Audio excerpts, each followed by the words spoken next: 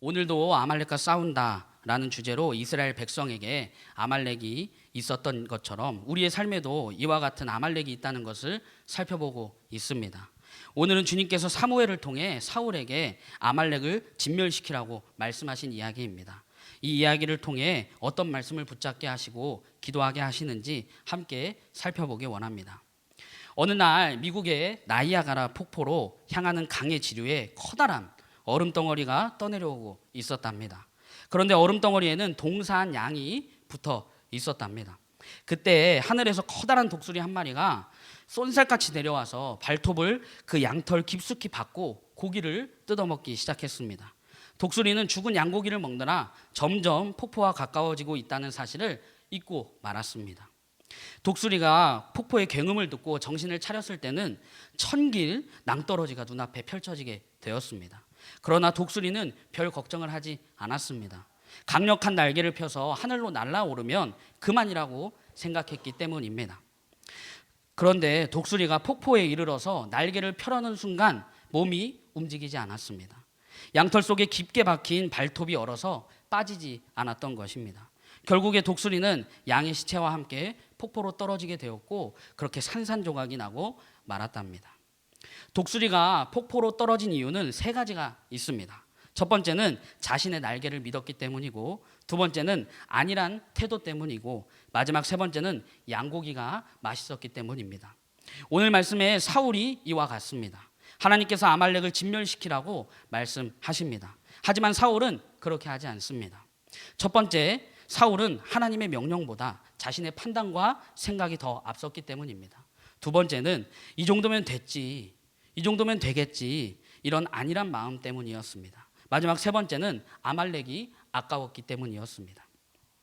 우리가 하나님의 명령인 아말렉을 진멸시키지 못하는 이유가 이와 비슷하다 싶습니다. 첫 번째는 하나님의 명령보다 우리의 판단이나 우리의 생각을 믿기 때문이고, 두 번째는 안일한 우리의 태도 때문이고, 마지막 세 번째는 아말렉이 매력적이기 때문입니다. 오늘 말씀을 함께 나누면서 우리에게도 이런 태도가 없는지 함께 점검해 보기 원합니다. 그리고 오늘도 아말렉과 싸우는 우리에게 어떤 말씀을 붙잡게 하시는지 함께 기도하고 싶습니다. 첫 번째로 우리의 생각과 판단이 아닌 하나님의 명령이 우선이라는 것을 붙잡게 되었습니다. 오늘 말씀 1절부터 3절을 보면 사무엘이 사울에게 말하였다. 주님께서 나를 보내셔서 임금님에게 기름을 부어 주님의 백성 이스라엘을 다스릴 왕으로 세우게 하셨습니다. 이제 주님께서 하시는 말씀을 들으시기 바랍니다. 만군의 주가 말한다. 이스라엘이 이집트에서 나올 때에 아말렉이 이스라엘에게 한 일, 곧 길을 막고 대적한 일 때문에 아말렉을 벌하겠다. 너는 이제 가서 아말렉을 쳐라. 그들에게 딸린 모든 것을 모두 전멸시켜라. 사정을 보아주어서는 안 된다. 남자와 여자, 어린아이와 젖먹이, 소떼와 양떼, 낙타와 나귀 등 무엇이든 가릴 것 없이 죽여라. 하나님은 사무엘을 통해 사울에게 아말렉을 진멸시키라고 말씀하십니다. 그 이유는 이렇습니다. 이스라엘 백성들이 출애굽을 하고 가나안을 향해 나아가게 되었습니다. 한 달 정도 광야길을 걸었는데 이 지친 이스라엘 백성들을 아말렉이 르비딤에서 공격하게 됩니다. 그런데 비겁하게 행렬 뒤쪽에 있는 악한 사람들, 지친 사람들을 공격합니다. 이 일로 하나님께서는 완전히 아말렉을 진멸시킬 것을 약속하시고 오늘 말씀에 말씀하고 계십니다. 남자와 여자, 어린아이와 젖먹이, 동물들조차 가릴 것 없이 아말렉에게 딸린 것들을 다 전멸시키라고 말씀하십니다. 오늘 말씀에 아말렉을 완전히 없애버려라, 진멸시켜라, 이 말씀이 지금을 살고 있는 우리에게도 이와 같이 명령하신다고 붙잡게 되었습니다. 지난 시간에 나누었듯이 아말렉은 우리의 죄가 될 수도 있고, 우리의 옛 자아가 될 수도 있고, 우리의 습관이 될 수도 있고, 우리의 연약함이 될 수도 있다는 것을 나누게 되었습니다. 오늘 말씀에 사울에게 명령하신 것처럼 우리에게도 똑같이 말씀하고 계십니다. 너희의 아말렉 완전히 진멸시켜라. 그것에 따른 모든 것을 완전히 없애버려라. 하지만 사울은 오늘 마지막 구절에 나와 있듯이 아말렉을 진멸시키라는 하나님의 명령에 100% 이행하지 않습니다. 우리의 삶에도 이러한 모습이 있진 않은지 점검해보고 싶습니다. 사울이 아말렉을 진멸시키라는 그 하나님의 명령을 이행하지 않은 첫 번째 이유는 하나님의 명령보다 자신의 생각과 판단이 더 앞섰기 때문입니다. 더 구체적으로 말하면 사울은 하나님의 명령보다 백성들로부터 자신의 평판이 더 중요했습니다. 그래서 백성들의 눈치를 보게 됩니다. 오늘 말씀 뒤에 이제 하나님의 명령을 다 이행하지 않는 사울이 사무엘에게 변명하는 이야기가 이어지는데, 그곳에서 이렇게 말하고 있습니다. 사무엘상 15장 24절에 보면 사울이 사무엘에게 간청하였다. 내가 죄를 지었습니다. 주님의 명령과 예언자께서 하신 말씀을 어겼습니다. 내가 군인들을 두려워하여 그들이 하자는 대로 하였습니다. 하나님의 명령보다 군인들, 백성들을 더 두려워했고, 그들이 자신을 어떻게 볼까, 그들의 시선과 그들에게 자신이 어떻게 비추어질지 더 두려워했다는 것을 보게 됩니다. 그래서 사울은 이 정도는 남겨도 되지 않을까? 그런 자신의 생각과 판단으로 백성들의 눈치를 보면서 하나님의 말씀에 철저하게 순종하지 않게 됩니다. 전쟁에서 가장 뛰어난 군인이 어떤 군인인지 알고 계신가요? 하루의 전투가 끝나고 나서 지휘관이 그날 전투 상황에 대해 장교들과 함께 평가하는 시간을 가졌답니다. 그때 지휘관이 장교들에게 물어봤대요. 어느 군인이 오늘 전투에서 가장 뛰어난 군인이었는지 자신들의 생각을 말해보십시오. 그래서 어느 장교가 얘기하기를 오늘 가장 뛰어난 군인은 오늘 전투에서 용감하게 싸우다 전사한 군인입니다. 이렇게 말했습니다. 그러자 다른 장교가 말하길 적군을 많이 무찌른 군인이 오늘 가장 뛰어난 군인입니다. 그래서 저마다 장교들이 각자가 생각하기에 그날 전투에서 가장 뛰어난 군인들을 이야기하기 시작했습니다. 뒤에서 우리 식량과 전투 물품을 지킨 군인들, 전투기로 적의 요충지를 폭파한 군인들, 감청으로 상대 작전을 미리 예측하고 알아낸 군인들, 이 군인 저 군인 자기 나름대로의 의견을 제시했습니다. 가만히 듣던 지휘관은 이렇게 말했답니다. 아니에요. 여러분 모두 다 틀렸습니다. 오늘 전장에서 가장 뛰어난 군인은 적을 죽이려고 칼을 들어 막 내리치려는 그 순간 퇴각 나팔 소리를 듣고 적을 치지 않고 칼을 내리고 팔을 내리고 나팔 소리대로 퇴각한 후퇴한 군인입니다. 지휘관의 명령에 복종한 것이 오늘의 가장 뛰어난 군인이 한 일입니다. 이 이야기를 들으면서 우리 예수님의 사람들도 이와 같겠다 싶습니다. 가장 뛰어난 일은 자신의 생각과 판단이 아니라 하나님의 명령에 순종하는 것입니다. 하나님의 말씀을 순종하는 것에 있어서 자신의 판단과 생각이 들어가서는 안 됩니다. 자신의 생각과 판단이 하나님의 명령보다 앞설 수는 없습니다.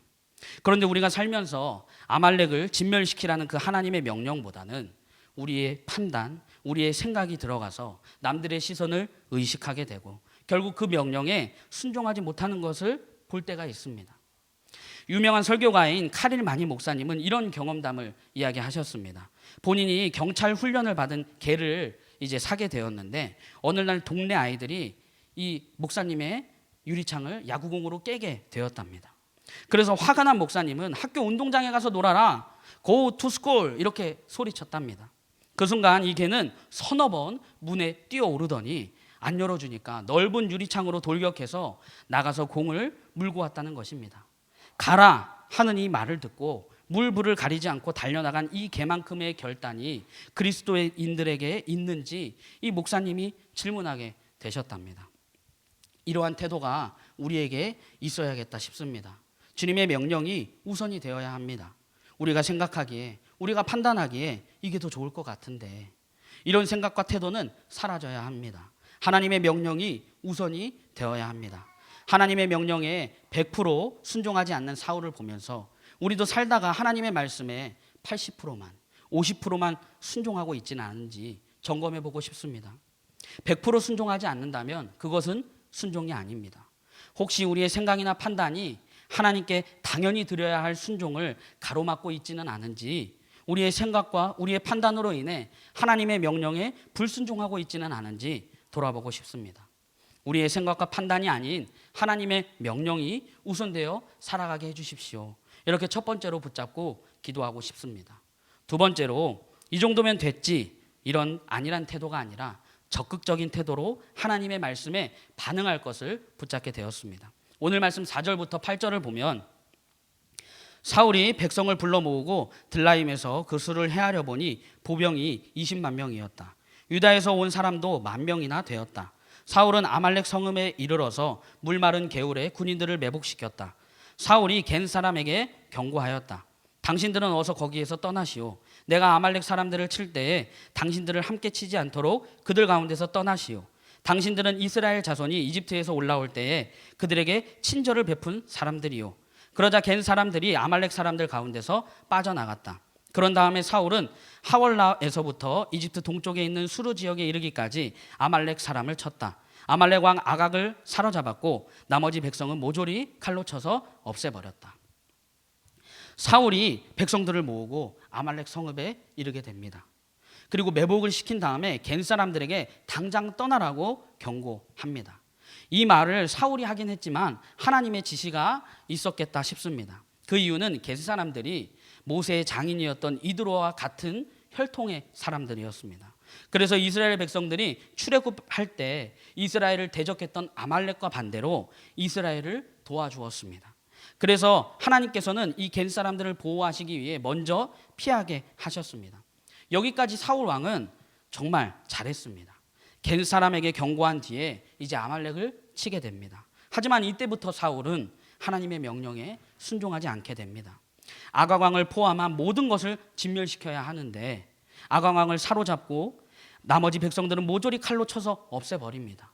그리고 뒤에 9절에서도 양과 소 중에서 기름지고 좋은 것들은 남겨두고 쓸모없고 값없는 것들만 골라서 진멸하게 됩니다. 이것은 사울의 안일한 태도라고 보게 됩니다. 사울이 아말렉을 진멸시키라는 하나님의 명령을 이행하지 않은 두 번째 이유는 안일한 태도 때문입니다.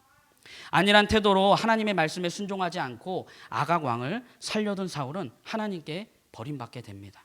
안일한 태도에는 반드시 엄청난 결과가 따릅니다.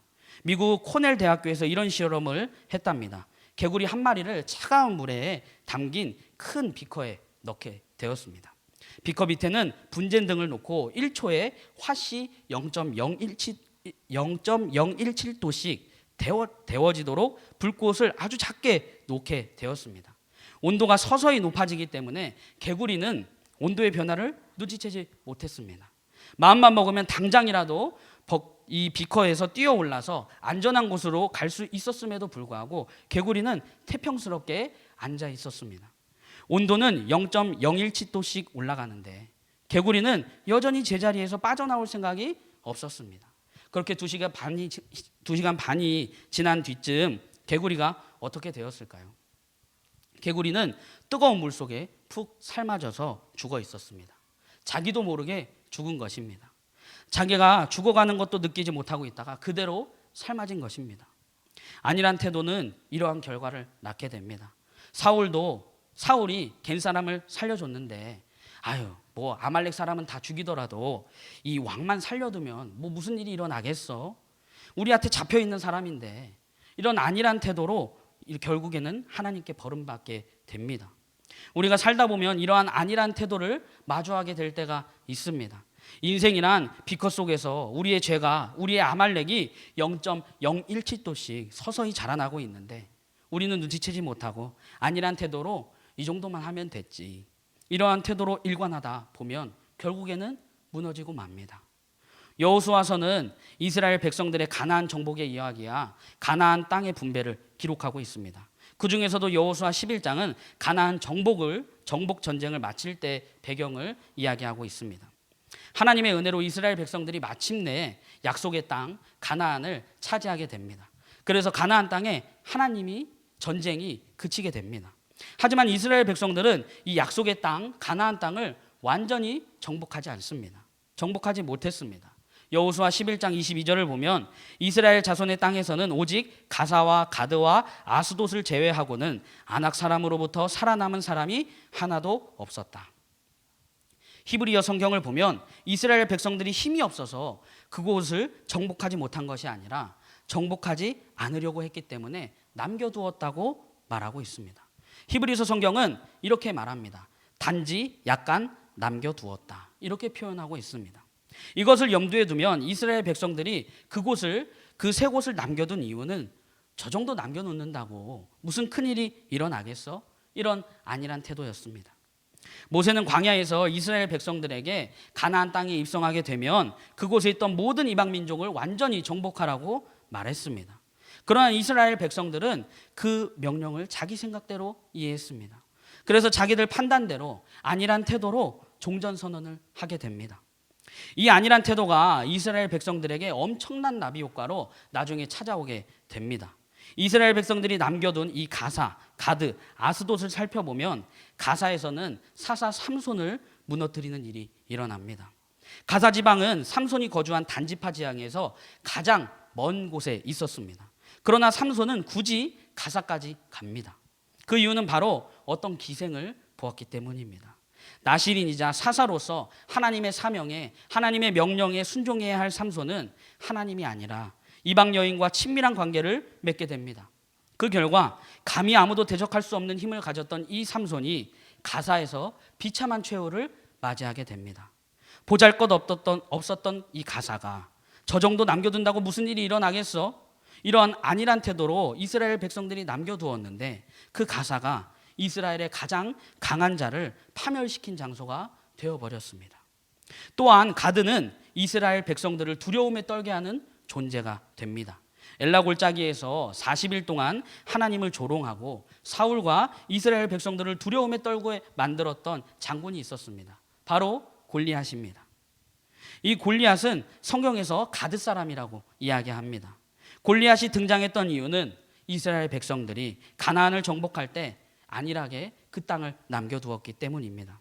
그래서 골리앗이 나타나게 되고 하나님을 조롱하고 저주하게 됩니다. 골리앗의 저주에 이스라엘 백성들은 두려움에 벌벌 떨게 됩니다. 아스돗은 훗날 하나님의 법궤를 빼앗기는 장소가 됩니다. 사무엘상 4장에 보면 이스라엘이 블레셋과 전쟁에서 대패하게 됩니다. 그런데 이스라엘 사람들이 이 패배의 이유를 법궤가 없어서 졌구나 이렇게 판단하게 됩니다. 그래서 실로에 있었던 법궤를 전장으로 가져옵니다. 법궤가 도착할 때 이스라엘 군사들은 기뻐하면서 큰 소리로 땅에 울릴 정도로 그렇게 소리쳤습니다. 그런데 블레셋과의 전쟁에서 그 법궤를 빼앗겨 버립니다. 이스라엘 백성들은 법궤만 있으면 전쟁에서 승리할 줄 알았습니다. 하지만 이스라엘 백성들에게 하나님의 법궤는 있었지만 정작 하나님의 임재가 없었기 때문에 법궤를 빼앗기고 말았습니다. 법궤를 빼앗은 블레셋 사람들은 법궤를 다곤의 신전에 둡니다. 바로 아스돗입니다. 이스라엘 백성이 아스돗을 진멸하지 않았기 때문에 그 작게 보인 그곳이 큰 요새가 되었고 이방신을 섬기는 곳이 되었고 결국 하나님의 법궤를 가두는 올무가 되어버렸습니다. 안일한 태도를 우리가 갖고 있다면 훗날 그 태도로 인한 결과가 우리에게 엄청난 가시가 돼서 돌아오게 됩니다. 사울에게 이 정도면 됐지 이런 안일한 태도가 있는 것을 보게 됩니다. 그 결과로 사울은 하나님께 버림받게 됩니다. 이 정도면 남겨둬도 되지 이러한 안일한 태도가 아니라 주님의 말씀에 적극적인 태도로 반응하게 해주십시오. 이렇게 두 번째로 붙잡고 기도하고 싶습니다. 마지막 세 번째로 아말렉을 완전히 진멸시켜야 한다는 것을 보게 되었습니다. 오늘 말씀 9절에 보면 그러나 사울과 그의 군대는 아각뿐만 아니라 양떼와 소떼 가운데서도 가장 좋은 것들과 가장 기름진 짐승들과 어린 양들과 좋은 것들은 무엇이든지 모두 아깝게 여겨 진멸하지 않고 다만 쓸모없고 값없는 것들만 골라서 진멸하였다. 오늘 말씀에 보면 사울은 아말렉을 진멸하는 것에 있어서 아까운 마음이 들게 됩니다. 사울은 양과 소떼들 중에서 가장 좋은 것들, 가장 기름진 것들, 그리고 아말렉이 갖고 있었던 것 중에서 좋은 것들을 아깝게 여기고 진멸하지 않고 쓸모없고 값없는 것들만 골라서 진멸하는 것을 보게 됩니다. 사울이 아말렉을 진멸시키라는 하나님의 명령을 이행하지 않은 세 번째 이유는 아말렉이 매력적이기 때문입니다.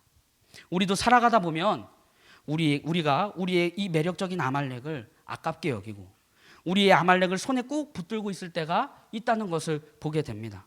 어떤 분이 집에 조카가 놀러 오게 되셨답니다.